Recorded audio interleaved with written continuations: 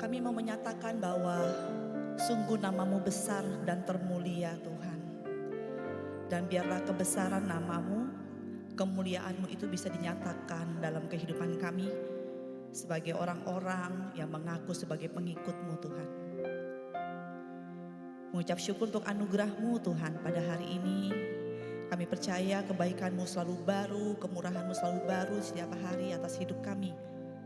Terutama saat ini Tuhan, kami masih bisa hadir di tempat ini Bapa. Sekali lagi untuk menyatakan bahwa sungguh Engkau baik dalam hidup kami. Terima kasih Bapa. Biar kiranya Engkau menguasai setiap hati kami, setiap pendengaran kami ya Tuhan. Urapi kami semua yang ada di tempat ini, tidak ada satupun yang terlewati. Berikan kami hati yang rindu Tuhan untuk selalu mau belajar. Hati yang gak main-main dengan Tuhan. Dan biarlah Engkau berfirman, memberikan kami sesuatu yang baru pada hari ini. Sebab kami tahu dalam firman-Mu Tuhan itu ada kemerdekaan Tuhan. Terima kasih Bapa, terima kasih. Kami semua Tuhan yang siap untuk menyambut kebenaran firman-Mu dan siap untuk diberkati. Dalam nama Tuhan Yesus Kristus sama-sama kita berkata, amin. Oke, puji nama Tuhan. Silakan duduk semuanya.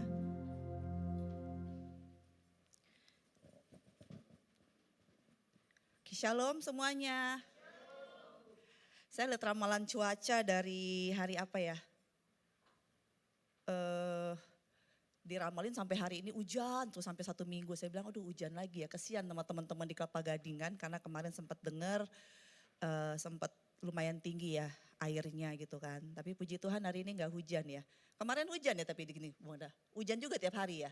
Oh, tapi kok BMKG punya ramalan itu katanya setiap jam 2 pagi sampai jam 8 malam tuh ramalan tiap hari hujan seharusnya di Jakarta kayak mau di Cibubur kayak. Tapi biar kiranya semuanya kita semua ada dalam kondisi yang fit dan sehat ya. Jaga kesehatan buat kita semua. Karena ingat kita punya tanggung jawab di dalam dunia ini ya. Oke, akhir Januari lalu ya. Ya akhir Januari ya terakhir kali saya membawakan firman tentang visi. Dan kembali hari ini saya akan membahas tentang visi juga. Karena waktu itu saya bilang bahwa memiliki visi dalam hidup kita itu adalah sangat penting ya saudara ya, sangat-sangat penting. Bahkan saya mengatakan bahwa kekuatan terbesar di dalam dunia ini adalah kekuatan visi. Kenapa saudara? Karena saya akan kembali mengulang sedikit supaya saudara mungkin merefresh ya. Karena kenapa saya katakan bahwa kekuatan yang terbesar adalah visi. Karena visi itu mampu memberikan kita kemampuan, kekuatan ya untuk bisa melakukan sesuatu hal yang tadinya nggak mungkin menjadi mungkin. Ya, bahkan visi memampukan saudara dan saya bisa melihat sesuatu yang belum terjadi, belum ada, tapi kita bisa melihat hal itu ada dan menjadikan hal yang tidak ada itu menjadi sebuah kenyataan, saudara. Ya, dikatakan saudara bahwa orang yang nggak punya visi dalam hidupnya saudara, ya orang yang nggak punya visi itu dikatakan adalah dia ada dalam suatu kondisi ya, ada dalam suatu kondisi yang lebih parah, lebih buruk daripada orang yang nggak punya penglihatan, ya. Makanya untuk para orang tua, mungkin sering-sering kali ya nanya sama anaknya, ya tentang apa rencana kamu, ya kan?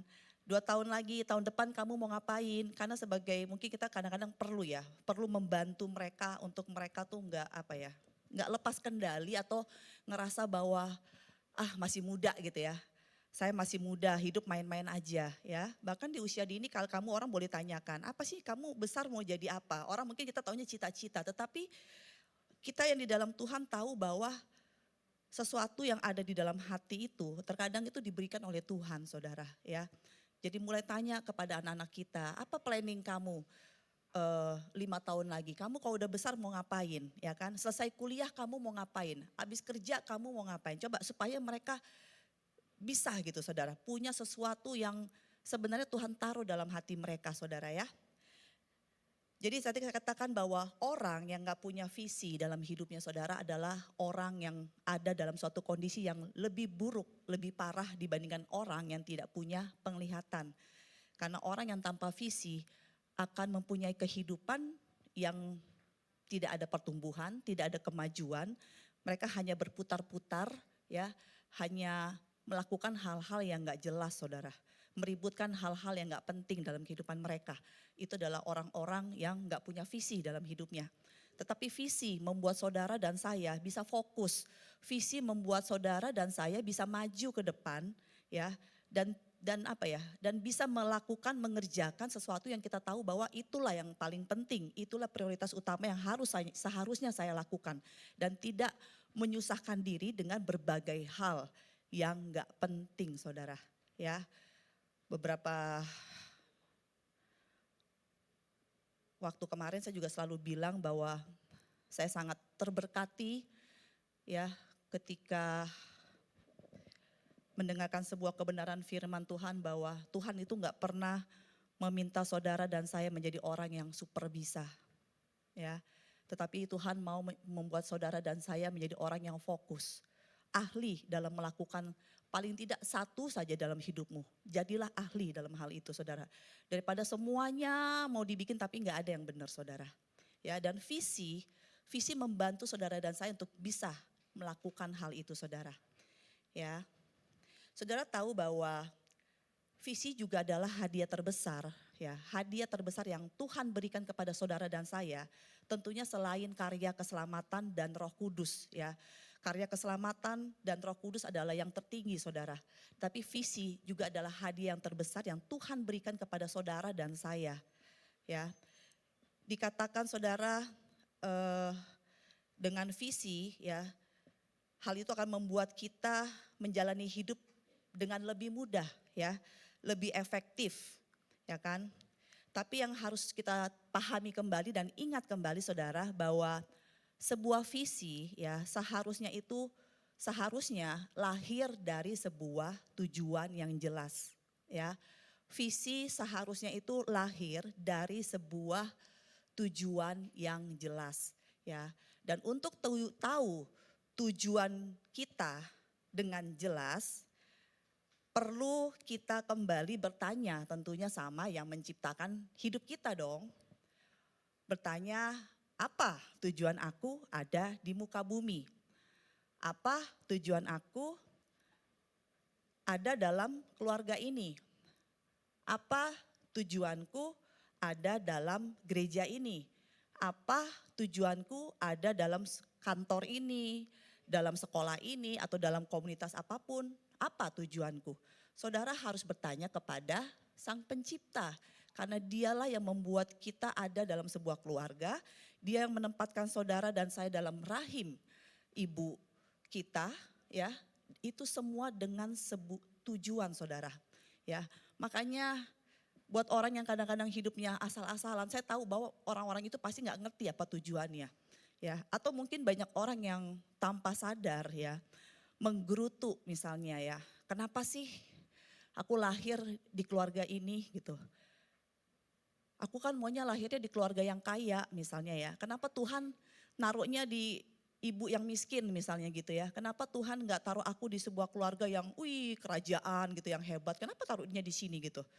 Tapi saudara, keberadaan saudara dan saya itu pasti punya tujuan. Dan kalau engkau tahu tujuanmu dengan benar, maka akan lahirlah apa yang dinamakan dengan sebuah visi.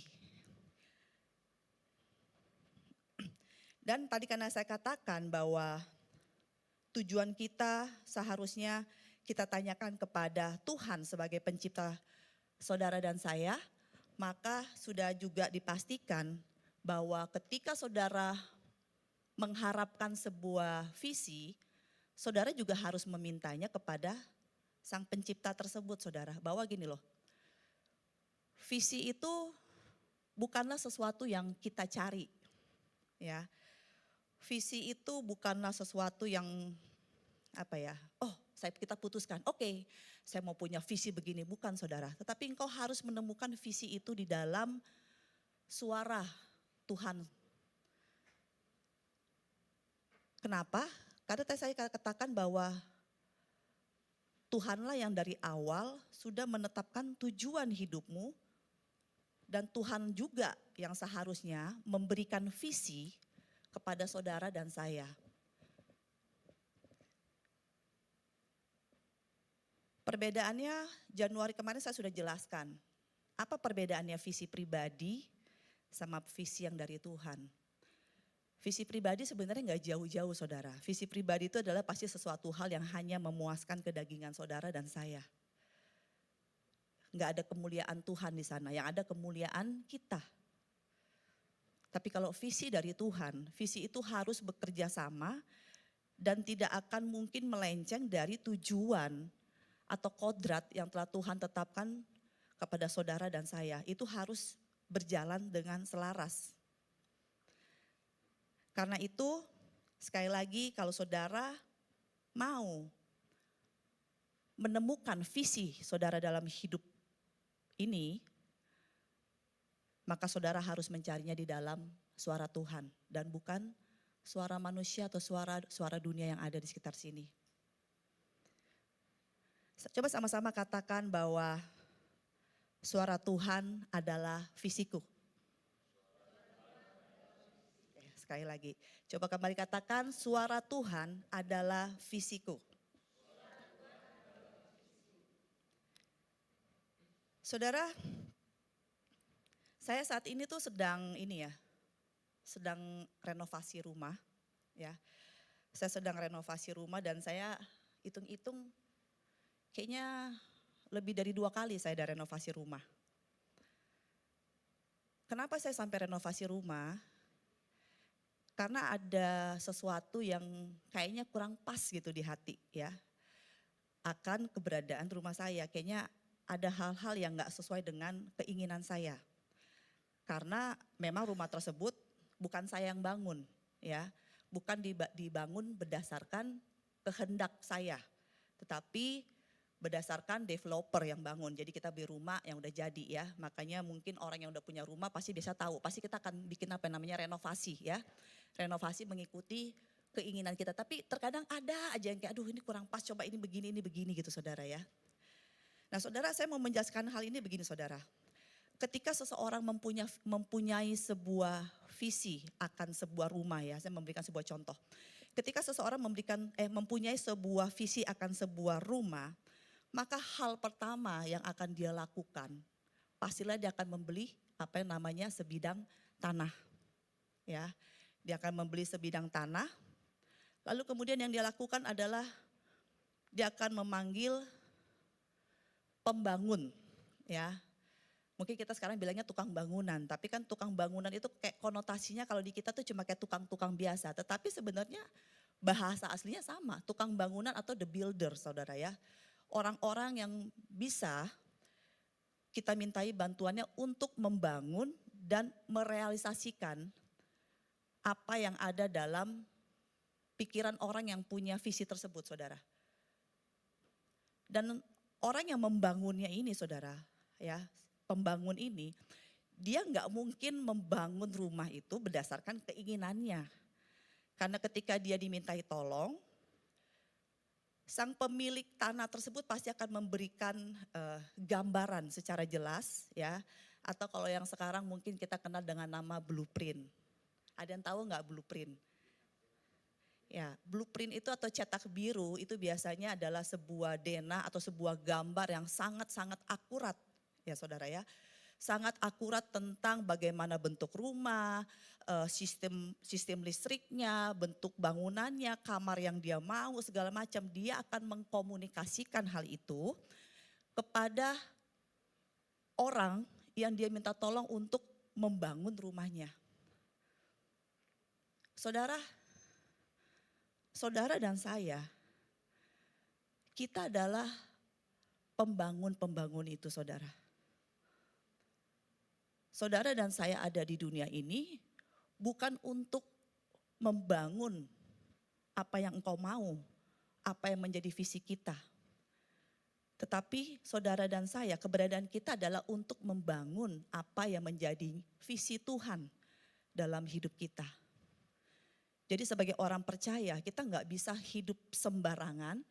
Sebagai orang percaya kita nggak bisa hidup semaunya saja. Karena kita tahu bahwa kita ini bukan pemilik saudara. Kita hanya dipercayakan untuk membantu membangun apa yang Tuhan kehendaki untuk hidup saudara dan saya. Amin. Coba colek kiri kanannya, ternyata kamu tukang bangunan ya. Coba saudara, coba dipandang, tukang bangunan. Ya, kita ini semua tukang bangunannya Tuhan saudara. Untuk membangun kerajaannya di muka bumi ini, amin.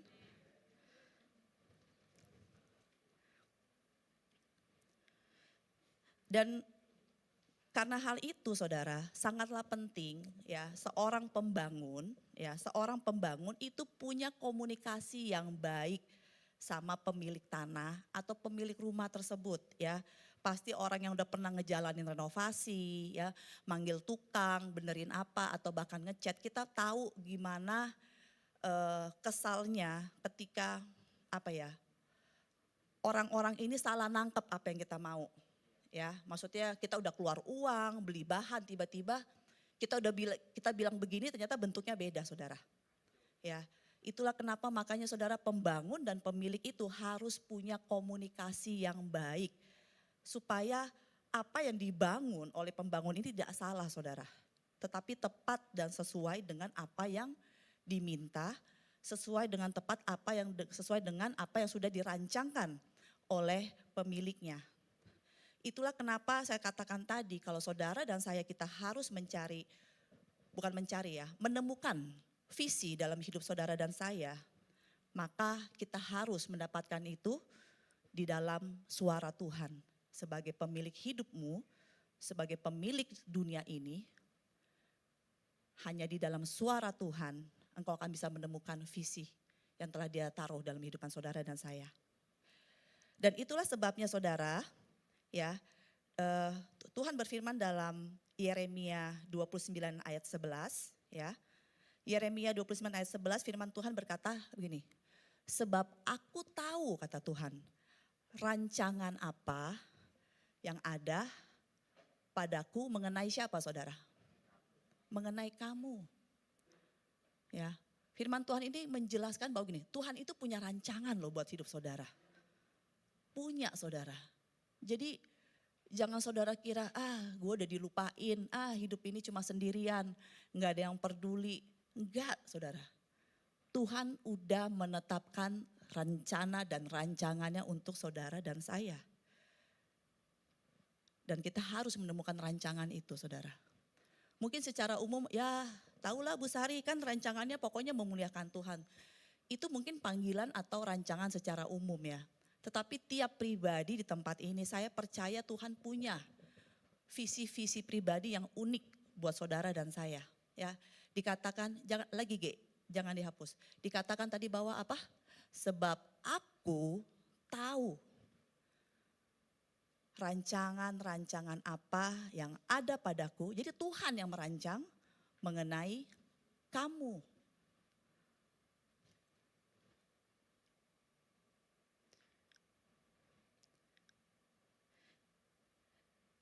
Saudara gini, tadi malam benar katanya kan, tadi malam saya sempat nanya-nanya sama anak-anak. Kamu gimana? Terus biasa kan mereka kalau saya ngomong gitu ini pasti keluar nih besok nih, ini pasti keluar besok nih gitu kan. Terus saya bilang iya sih mau keluar makanya mama mau tanya. Jadi saudara gini loh saudara, Tuhan itu mau saudara paling tidak kita itu memikirkan masa depan kita tuh kayak apa. Ya, coba pikirkan. Karena gini saudara, ketika engkau bisa melihatnya dalam pikiranmu, Tuhan itu rindu loh, rindu pengen mewujudkan apa yang ada dalam pikiran saudara dan saya. Tetapi kalau saudara mas saya aja even gak pernah mikir, gak pernah kayak 5 tahun lagi aku mau begini. Gak bisa membayangkan hal itu dalam pikiranmu, dalam hatimu gitu. Bagaimana hal itu bisa terjadi saudara? Saya tahu ada lagu soundtracknya film The Greatest Showman ya. Kami sama anak-anak gak tahu nonton film itu berapa kali. Kayaknya ada kali 5 kali di bioskop. Saking sukanya saudara. Ada satu lagu yang judulnya Million Dreams. Intinya lagu itu ada satu lirik yang berkata begini, eh, bahwa aku untuk bersamamu mencapai masa depan yang bisa kulihat ketika aku memejamkan mata. Jadi orang itu bilang bahwa dia bisa melihat masa depan justru ketika dia memejamkan mata. Gimana liriknya? Yang I close my eyes to see. Tahu kan? Jadi saudara, Tuhan mau saudara ya. Coba mulai berapapun usiamu, coba mulai deh. 3 tahun lagi apa Tuhan? Ya, tahun depan ngapain Tuhan? Ya, 5 tahun lagi ngapain Tuhan? Kemarin saya tanya sama Tania, Tania nanti kalau udah kamu gede mau ngapain? Terus dia kan suka godain saya. Ya begini-begini aja. Dia tahu pasti mamanya bakal gitu kan. Ai tidak akan pernah berubah, mama Ai kan gini-gini aja. Terus saya cuma diem, enggak lah katanya. Kan Ai mau jadi psikolog, dia gituin kan. Terus maksudnya habis sekolah ini loh dia yang spesifiknya kayak apa gitu kan. Iya nanti habis kuliah Ai mau jadi psikolog, kalau bisa cari psikolognya katanya nanti maunya di luar negeri, nanti mungkin di sana bisa dapat jodoh kah atau gimana. Terus saya tanya, nanti kalau udah married berhenti praktek enggak? Dia bilang ya berhentilah karena mau jaga anak-anak, tapi terus ilmunya bisa dipakai katanya gini-gini. Tapi buat saya gini loh, ketika kita sering membicarakan hal itu, maka kita akan punya bayangan saudara akan masa depan. Apa yang akan kita mau lakukan. Jadi Tuhan mau gini loh, taruh itu dulu dalam pikiranmu ya. Untuk para orang tua mungkin kita mulai bisa membayangkan ya. Bukan cuma membayangkan menurut daging ya, tapi menurut firman Tuhan ya, kebenaran-kebenaran firman Tuhan bahwa ini yang akan terjadi untuk anak-anak saya. Ini yang akan terjadi untuk hidup saya, ini yang akan terjadi dalam pekerjaan saya, dalam rumah tangga saya. Tuhan mau taruh itu dulu dalam pikiranmu dan Tuhan rindu saudara. Dia sangat rindu ketika engkau sudah menaruh itu dalam pikiranmu. Maka dia rindu bahwa apa yang ada dalam pikiran itu akan bisa menjadi sebuah kenyataan saudara. Tetapi lebih dulu dipikirkan dulu gitu. Jangan gak pernah mikir gitu loh. Yang gak pernah mikir apa yang mau dikerjain gitu saudara. Ya. Habakuk 2 ayat 1 firman Tuhan berkata, aku mau naik ke menara penjagaanku dan menunggu apa yang hendak dikatakan Tuhan kepadaku. Dan bagaimana jawabannya atas keluhanku. Ya, aku mau naik ke menara penjagaanku dan menunggu apa yang hendak dikatakan Tuhan kepadaku. Dan bagaimana jawabannya atas keluhanku. Firman ini mengajarkan kepada kita saudara bahwa Habakuk tahu menempatkan posisinya dengan benar. Dia ada di tempat yang benar. Kenapa? Karena dikatakan bahwa dia menaruh dirinya di sebuah menara penjagaan tempat dia berjaga-jaga. Dan di situ dia katakan apa? Dia menunggu akan suara Tuhan saudara. Maka tadi saya katakan bahwa kalau saudara dan saya mau cari tahu tentang visimu, tentang tujuan hidupmu. Cari itu dari suara Tuhan saudara. Ya. Tempatkan diri saudara di tempat yang tepat ya. Yohanes 12 ayat 49, Yohanes 12 ayat 49, Yesus berkata kepada murid-muridnya ya. Sebab aku berkata-kata bukan dari diriku sendiri, tetapi Bapa yang mengutus aku. Dialah yang memerintahkan aku untuk mengatakan apa yang harus aku katakan dan aku sampaikan. Ya, Yesus berkata bahwa aku berkata-kata itu bukan dari diriku sendiri. Apa yang kulakukan, apa yang kukatakan kata Yesus itu semua berasal dari Bapa. Di sini Tuhan Yesus tuh memberikan teladan buat saudara dan saya bahwa gini loh. Ketika dia ada di dunia ini, dia menjalankan visi Bapaknya saudara. Maka tadi saya katakan bahwa saudara dan saya, kita tuh hidup itu bukan untuk membangun kerajaan kita, saudara. Tapi keberadaan saudara dan saya di sini adalah untuk menjalankan visi dari Bapa. Oleh karena itu kita perlu saudara, perlu sangat saudara mencarinya dalam suara Tuhan. Ya. Terus kalau misalnya tanya, terus emang kalau Tuhan bicara sama kita kayak gimana gitu? Bagaimana sih cara Tuhan berbicara sama saudara dan saya? Ya. Tuhan bisa ngomong saudara sama kita lewat berbagai macam hal, ya. Dia bisa pakai orang-orang di sekeliling saudara, ya. Makanya jadilah orang-orang yang punya hati lembut, ya, yang mau ditegur, yang mau dikasih nasihat saudara. Karena Tuhan bisa pakai siapa saja untuk berbicara kepada saudara dan saya, ya. Jangan punya selalu merasa bahwa paling benar. Ya, maka Tuhan paling gak suka orang sombong, saudara. Tuhan suka orang yang rendah hati, karena orang yang rendah hati itu mau mendengar, mau diajar, masih mau dibentuk, mau introspeksi, saudara. Tapi kalau orang yang udah ngerasa dirinya paling benar, paling tepat, saudara, Tuhan paling gak suka. Ya, Tuhan bisa berbicara melalui siapa saja, saudara. Ya, lalu Tuhan juga bisa bicara melalui peristiwa, ya, ada kondisi atau apapun yang Tuhan izinkan terjadi, Tuhan bisa berbicara melalui peristiwa-peristiwa itu kepada saudara dan saya.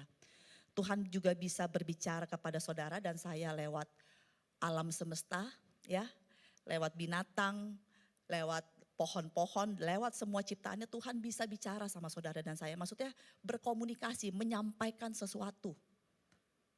Saya pernah katakan di sini bahwa saya adalah orang yang bisa lebih mengenal atau mengagumi keindahan Tuhan, mengalami kayak wow keren kalau ada di alam. Waktu itu udah niat pengen naik gunung Mahandoko sampai sekarang udah gak kecapean saudara. Pingin saudara, karena saya tipe orang yang kalau ngelihat alam tuh bisa kayak langsung memuji Tuhan gitu loh. Kayak mengalir gitu. Jadi saya ngerasa bahwa Tuhan bisa bicara sama saudara dan saya lewat apa saja saudara. Ya. Tapi yang paling pasti, yang paling umum adalah apa? Kita bisa mendengar suara Tuhan, ya kita bisa tahu itu perkataan Tuhan melalui apa saudara? Tentunya melalui firman yang ada dalam kitab suci. Ya, itu udah pasti intinya. Ya. Atau bisa juga Tuhan mungkin secara spiritual menaruh sesuatu beban dalam hati saudara dan saya yang gak hilang-hilang gitu loh. Itu juga Tuhan bisa jadi sedang berbicara kepada engkau. Tiba-tiba Tuhan menaruh sesuatu terus dalam hati saudara. Mau lewat mimpi, mau lewat apa.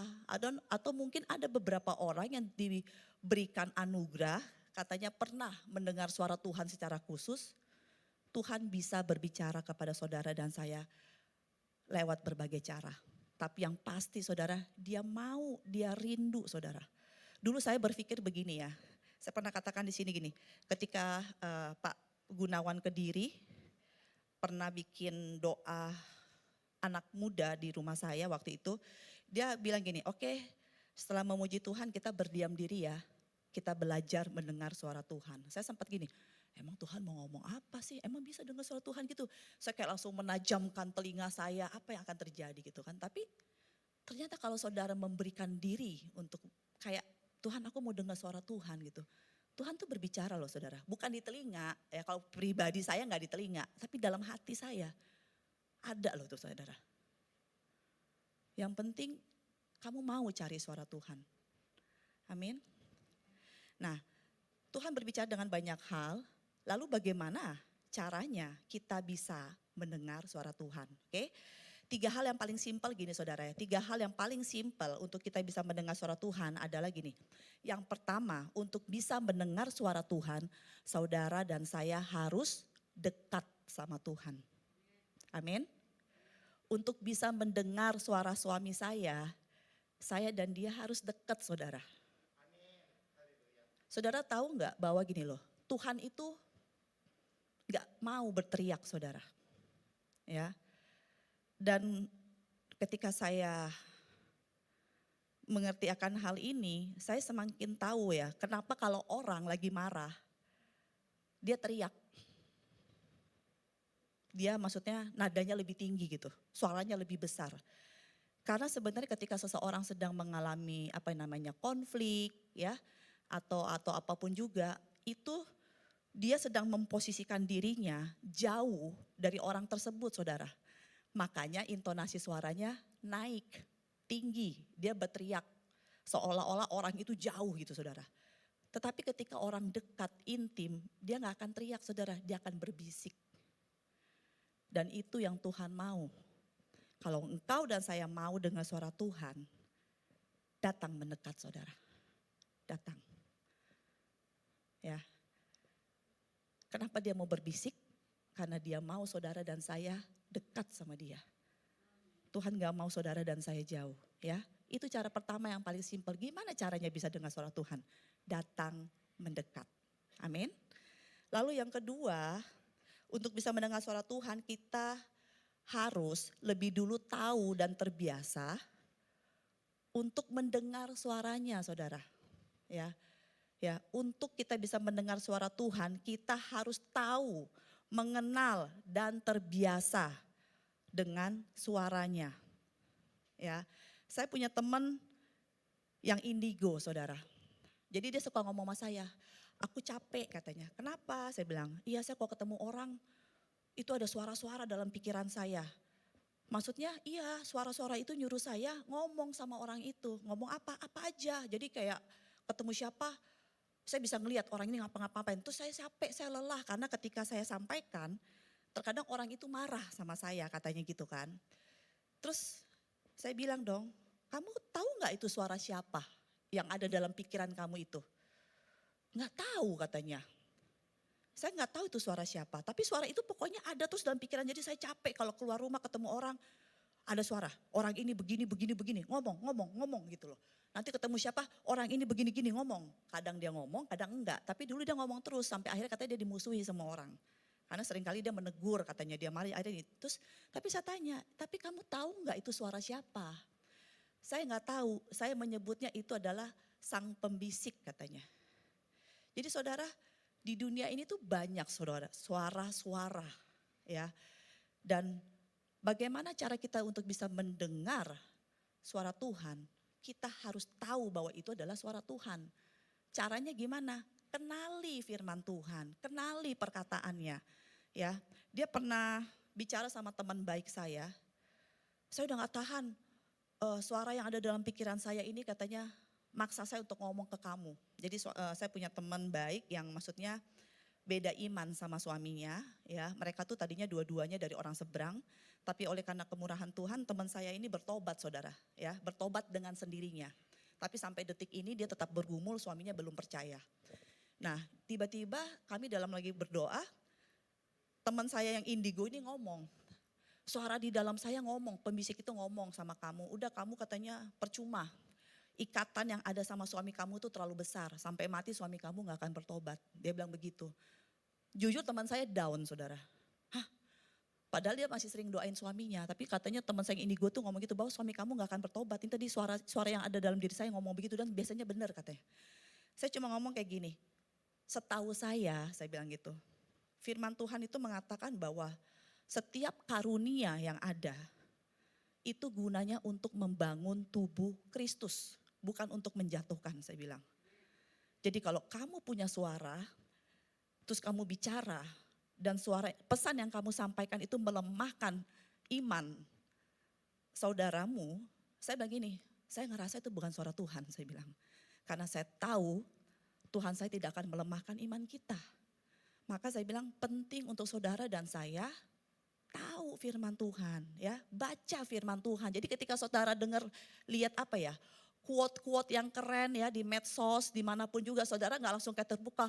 Wow, ini quote keren banget, ini motivasi yang bagus. Saudara gak tahu motivasi itu, quote itu dasarnya kebenaran firman Tuhan atau enggak, saudara. Ya, kalau saudara mau mendengar suara Tuhan dan tahu bahwa itu benar-benar suara Tuhan, kenali suaranya, kenali firmannya, kenali perkataannya. Ya, saya pernah dapat video di WhatsApp, tentang seorang gembala yang bisa memanggil domba-dombanya dengan, mungkin kan pernah dapat ya video zaman dulu ya, dia cuma kayak ngomong wow, wow, wow, wow gitu-gitu, tiba-tiba semua gembalanya mbek, mbek, datang saudara. Makanya Tuhan Yesus bilang bahwa domba-dombaku akan mengenal suaraku. Amin. Yang ketiga, untuk mendengar suaranya, saudara dan saya kita harus menurunkan semua suara-suara berisik di sekeliling kita. Ya, suara-suara berisik itu bentuknya seperti apa Bu Sari? Seperti hobi, kesibukan, pelayanan yang gak ada habis-habisnya, pekerjaan yang terlalu padat, atau apapun juga yang membuat kita tuh kadang-kadang udah gak denger lagi sama suara Tuhan. Sibuk saudara, itu suara-suara yang harus kadang-kadang kita mulai diam, semuanya diam, saya mau dengar Tuhan punya suara. Karena Tuhan gak mungkin gak ngomong sama saudara dan saya, pasti dia mau ngomong. Ya. Lalu berikutnya saudara, di Habakuk 2 ayat 2, Habakuk 2 ayat 2 menjelaskan seperti ini. Lalu selanjutnya apa Bu Sari? Setelah kita ya tahu bahwa suara Tuhan itu adalah visi kita. Lalu kemudian kita sudah mendengar suara Tuhan. Lalu apa yang harus kita lakukan ketika kita sudah mendengar suara Tuhan? Habakuk 2 ayat 2 mengatakan begini ya, setelah Habakuk bilang aku naik ke menara penjagaanku, aku menantikan suara Tuhan, aku menantikan jawaban yang Tuhan berikan kepadaku. Lalu Tuhan menjawab aku, kata Habakuk demikian. Tuliskanlah penglihatan itu. Ya, penglihatan di sini itu bahasa Inggrisnya adalah vision, adalah visi saudara. Ya, jadi Tuhan berkata kepada Habakuk, Habakuk engkau menantikan aku, engkau menempatkan posisimu pada tempat yang tepat. Engkau mendekat kepadaku dan engkau mau mencari suaraku. Dan di situ Tuhan lalu menjawab, dia bilang apa? Tuliskan. Tuliskanlah penglihatan itu dan ukirlah itu pada loh-loh supaya orang sambil lalu dapat membacanya. Saya dari kemarin nyari translate yang paling enak ya. Tapi kata loh-loh di situ bukan loh gue, oke. Loh-loh di situ tuh maksudnya adalah sebuah media, ya sebuah media. Bahkan bahasa Inggrisnya ada menggunakan tablet lah, ada menggunakan table lah. Daripada saudara bingung, saya pikir udahlah pakai bahasa ini aja biasa. Dan saya akan menjawab, loh-loh di sini maksudnya adalah sebuah media yang seringkali dipakai untuk memberikan sebuah informasi yang mudah untuk dibaca orang, ya saudara ya. Hal itu bisa berarti mungkin lempengan dari tanah liat, ya, loh dari lempengan batu, atau mungkin juga dalam bentuk papan, kayu atau apapun juga. Tapi intinya fungsinya supaya apa yang Habakuk tulis itu dikatakan apa? Orang yang melalui media itu bisa membacanya. Saya jadi mikirin banner saudara. Ya, banner kayak kemarin tuh orang kampanye ya, di mana-mana ada banner, namanya ada. Jadi orang bisa melihat dengan jelas apa yang Tuhan mau Habakuk tulis saudara. Ya, jadi ketika saudara sudah mendengar suara Tuhan, Tuhan memberikan visi kepada saudara dan saya. Hal yang pertama harus kita lakukan adalah apa? Tulis. Tulis. Tadi saya bilang sama Den coba bisa tampilkan Den tentang visi ini. Visi gereja yang gak pernah dibacain. Saudara tahu gak apa visi gereja ini? Gak boleh ngeliat ke belakang. Oh udah dijadiin, udah diadain. Yuk sama-sama baca yuk. 1, 2, 3.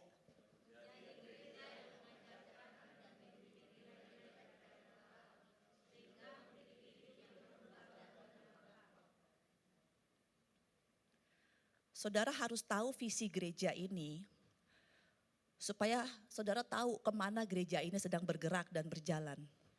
Saya gak bilang loh visi ini udah terjadi di gereja kami. Tapi ini yang menjadi, loh hilang dia.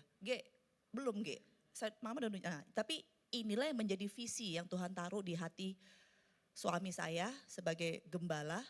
Dan kami juga waktu itu ada di situ semua dengan para tim sepakat akan hal ini saudara. Dan buat jemaat Tuhan yang ngerasa gak sejalan dengan visi ini, maka saya akan bilang mungkin saudara salah tempat. Mungkin kalian salah perahu intinya. Oh beda ya visinya. Gak masalah. Tapi gereja ini mau belajar dan bergerak untuk memenuhi visi yang Tuhan taruh. Dan semua kita, saudara, pasti punya visi pribadi juga, saudara. Nah, supaya visi ini nggak hilang, Tuhan bilang ke Habakuk, tulis, ya, tulis apa yang Tuhan taruh dalam hatimu.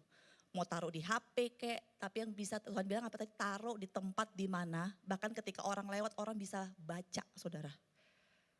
Orang itu siapa? Dirimu sendiri, supaya kamu nggak lupa sama apa yang telah Tuhan taruh dalam hidup saudara, apa yang telah Tuhan berikan kepada saudara dan saya.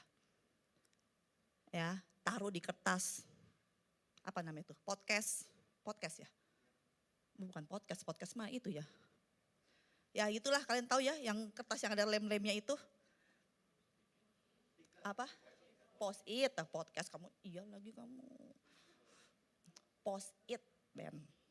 Ya, tempel ya di mana aja, di mana aja, di mana aja. Tempel supaya apa? Ketika kamu sudah lupa, ketika kita udah mulai hilang jalur, ketika kita udah kembali nggak fokus, saudara, karena banyaknya suara, banyaknya godaan, kita akan berjalan dan melihat pesan-pesan itu, saudara. Tulisan itu kita akan lihat dan kembali mengembalikan hidup kita ke langkah yang benar lagi, bahwa oh iya ya, gue tuh hidupnya tuh harusnya begitu gitu loh. Ini gue udah salah jalan, gue harus kembali.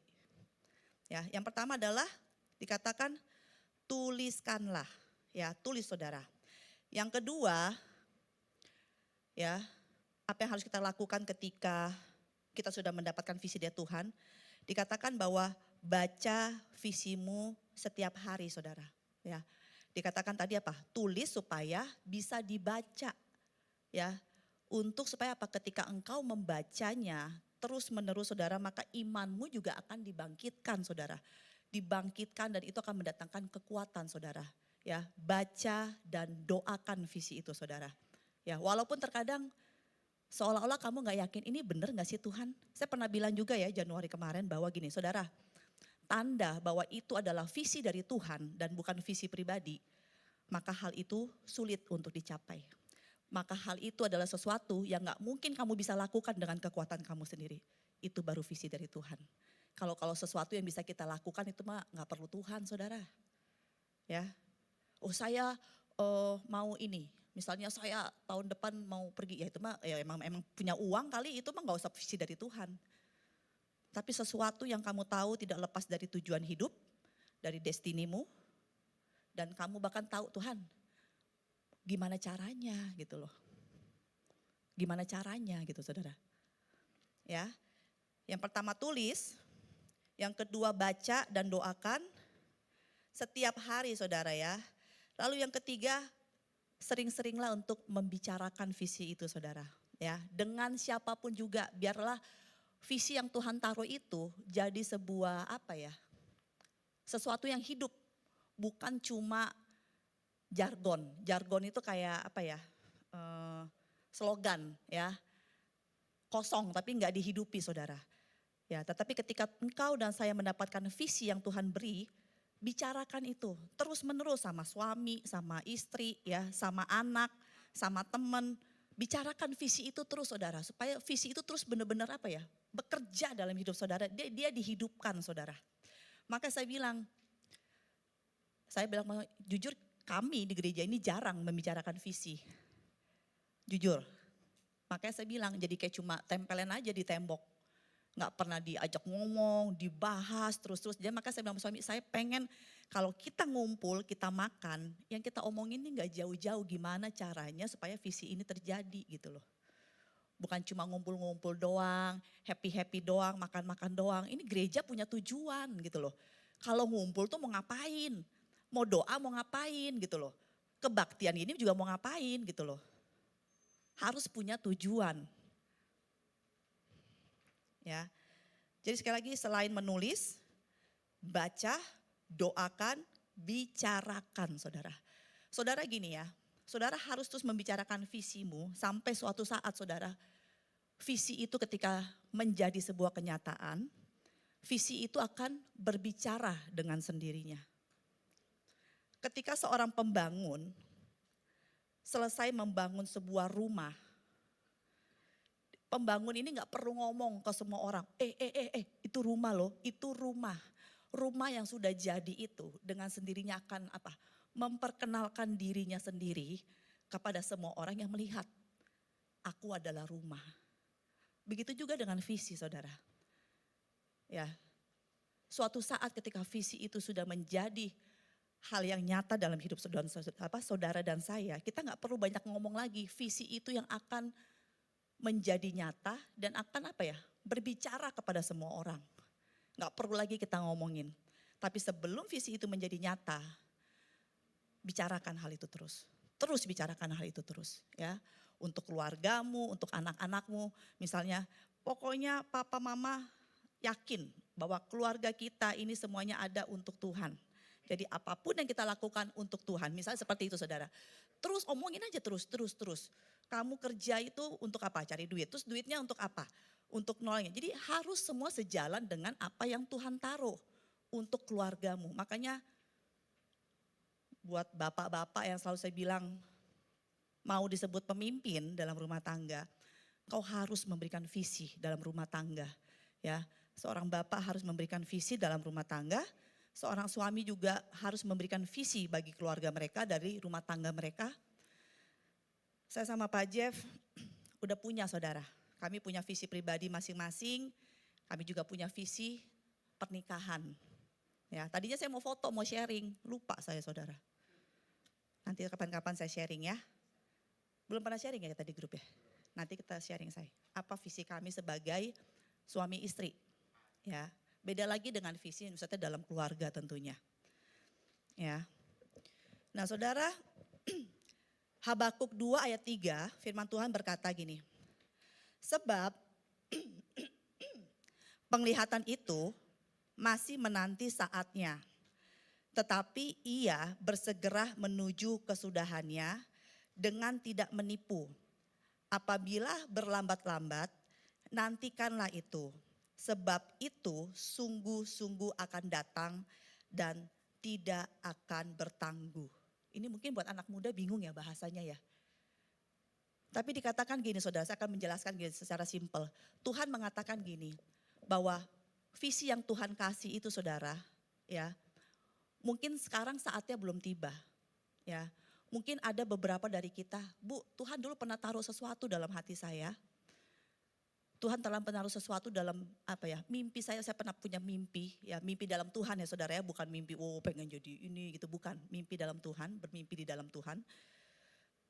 Tapi sampai sekarang gak ada tuh Bu. Gak pernah kejadian, bahkan seolah-olah saya semakin jauh dari apa yang pernah Tuhan taruh dalam hati saya. Habakuk mengatakan gini saudara, Tuhan mengatakan gini. Mungkin saat ini visi itu masih terlihat jauh saudara ya. Bahkan kita gak tahu kapan Tuhan, mungkin gak sih? Saya kadang-kadang ngerasa untuk bisa mewujudkan visi gereja, bisa pakai duit gak ya? Kita langsung panggil aja pembicara yang keren-keren, panggil trainer yang keren-keren, panggil apa biar cepet jadi gitu. Tapi saudara gini loh, buat Tuhan terlalu mudah untuk memberikan atau membuat visi yang ada dalam yang Tuhan kasih itu menjadi sebuah yang nyata. Terlalu mudah saudara. Tetapi saudara tahu nggak bahwa ada keuntungan, ada sesuatu ketika Tuhan mengizinkan saudara dan saya ada dalam yang namanya penantian. Ya, saudara tahu orang biasanya bisa kelihatan aslinya ketika disuruh nunggu. Siapa di sini yang suka nunggu saudara?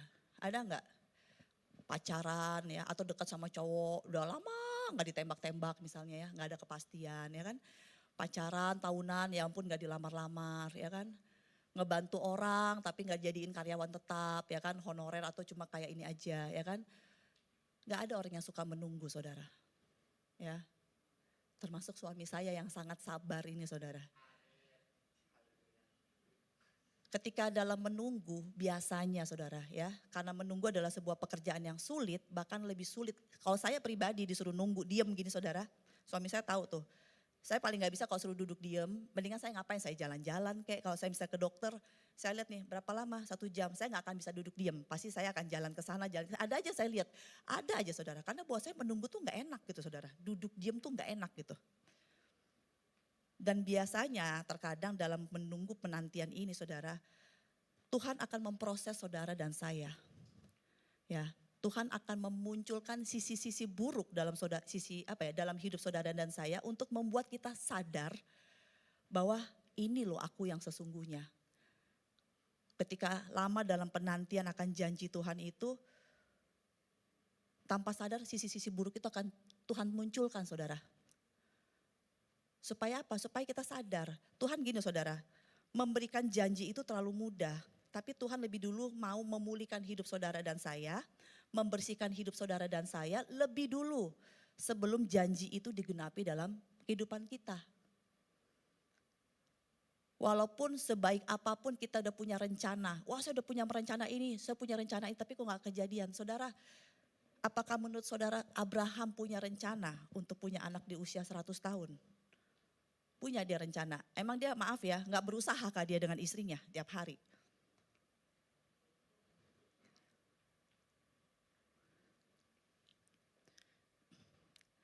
Saya punya kenalan yang dulu orang gak bener, terus dia bertobat dan dia dalam pertobatan ini saudara dia ngerasa aduh kok susah ya jadi orang benar ya. Dia tahu bahwa Tuhan punya rencana dalam hidupnya tapi terbentur dengan masalah ekonomi saudara. Aduh jadi orang benar itu ternyata susah gitu loh. Dan dia beberapa kali tergoda untuk kembali ke hidup lamanya yang istilahnya uangnya lebih gampang. Tapi di sini saya katakan, saudara, ketika menunggu janji Tuhan itu, engkau akan tahu siapa dirimu yang sesungguhnya. Tapi di sini Habakuk bilang, seolah-olah hal itu belum ada, ya. Tetapi dikatakan apa di sini? Ia, yaitu visi itu, bersegera menuju kesudahannya. Dengan tidak menipu, Tuhan tidak akan berdusta. Apa yang sudah Tuhan taruh dalam hidup saudara dan saya, itu pasti Tuhan berikan. Selama kita tidak menyerah. Amin. Dikatakan apa? Apabila berlambat-lambat, apabila mungkin terlihat terlambat, tetap nantikanlah itu saudara. Sebab itu sungguh-sungguh akan datang dan tidak akan bertangguh. Bertangguh itu apa ya bahasa Indonesianya? Tidak akan kayak ditahan-tahan lagi saudara. Kalau waktunya tiba, itu pasti akan datang. Saya undang pemusik dan well singer untuk naik ke atas. Saudara gini ya.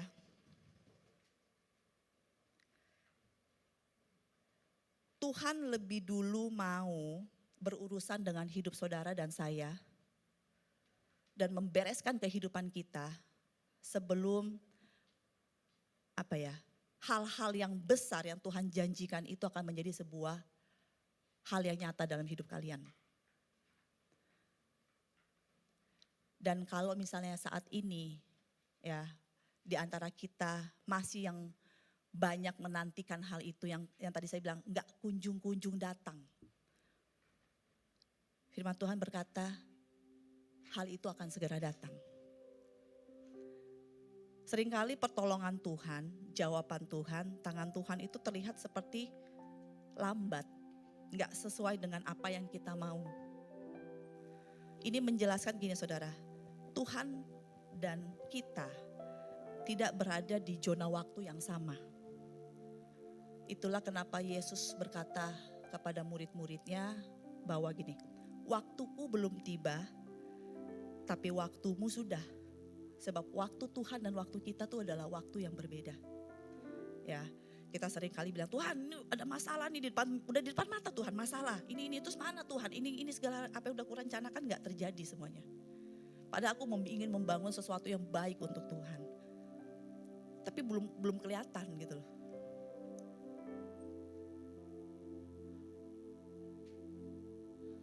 Yesus datang mengunjungi Lazarus untuk menyembuhkan Lazarus. 4 hari sesudah Lazarus mati. Marta berkata kepada Yesus, Tuhan kalau kamu datang lebih cepat, kamu pasti gak akan terlambat. Tapi sekarang udah terlambat. Udah 4 hari Lazarus mati. Tapi saya mau tanya, apakah Lazarus terlambat saudara? Terlambat gak? Sebab waktu Tuhan dan waktu kita berbeda. Seringkali kita memaksakan, kalau memang ini visi dari Tuhan, kalau ini memang mimpi dari Tuhan, kalau ini memang tujuan hidupku, dipermudah dong, dibikin gampang dong, jangan dibikin sulit dong. Kok kesannya mau hidup benar susah banget, kesannya hidup untuk Tuhan kok sulit banget. Sebab waktunya berbeda, saudara. Dikatakan tadi apa? Tampilkan kembali Ge, firman Tuhannya.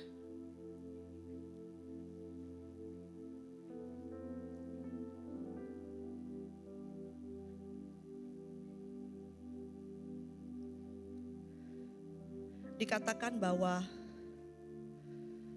sebab visi itu sedang menanti waktunya, saudara. Ya, visi itu akan segera menuju akhirnya dengan tidak menipu, saudara. Apalagi berlambat-lambat. Jadi jangan pernah ngira kenapa sih Tuhan gak mau tolong. Tuhan bukan gak mau tolong, saudara. Karena itu memang belum waktunya. Belum waktunya Tuhan, saudara. Mungkin waktunya kita. Tapi kata Tuhan apa? Tetap nantikan itu. Nantikanlah, saudara. Sebab itu sungguh-sungguh apa? Itu pasti saudara akan datang dan tidak akan ditahan-tahan lagi. Amin. Kita bangkit berdiri di hadapan Tuhan. Abraham, saudara. Abraham diberikan sebuah visi untuk menjadi bapa segala bangsa sebelum dia punya Ishak. Tuhan menyebut dia bapa segala bangsa ketika bahkan dia belum punya keturunan, saudara. Saudara tahu bahwa visi itu memang seharusnya ada di depan. Dan visi yang dari Tuhan itu akan bekerja bersama-sama dengan apa yang saudara lakukan. Ketika saudara datang mendekat kepada visi itu, dikatakan apa? Visi itu juga akan datang mendekat. Dikatakan di sini apa? Itu akan datang. Berarti kalau dikatakan visi itu akan datang, berarti ketika engkau sedang berjalan menuju visi itu, saudara, visi itu datang mendekat. Makanya harus engkau lakukan sekarang adalah apa? Apa yang engkau bisa lakukan supaya visi itu bisa semakin datang mendekat kepada hidupmu, saudara. Lakukan apa saja, saudara. Jangan berdiam. Aktif, saudara. Saya tahu bahwa visi itu bukan sebuah dusta. Saya tahu bahwa yang memberikan visi itu adalah Tuhan dan saya tidak akan menyerah. Saya akan tetap menantikan apa yang Tuhan taruh dalam hidup saya. Apa yang Tuhan taruh dalam hidup keluarga saya. Saya akan tetap percayakan apa yang visi berikan untuk anak-anak saya. Untuk gereja ini Tuhan. Untuk pelayanan kami Tuhan. Untuk apapun yang Tuhan taruh. Saya tetap percaya. Walaupun saya belum melihatnya. Walaupun saya seolah-olah melihat aduh masih jauh, gak mampu. Tapi dikatakan ketika engkau terus melangkah, visi itu akan datang mendekat, saudara. Sebab Tuhan sekali lagi mengatakan bahwa aku tahu rancangan apa yang ada padaku mengenai kamu. Yaitu rancangan damai sejahtera. Dan memberikan hari depan yang penuh harapan. Amin. Itu rancangan Tuhan buat hidup saudara. Dan kalau engkau belum melihat hal itu, bukan berarti hal itu tidak akan terjadi, saudara. Itu akan tetap terjadi. Amin. Puji nama Tuhan.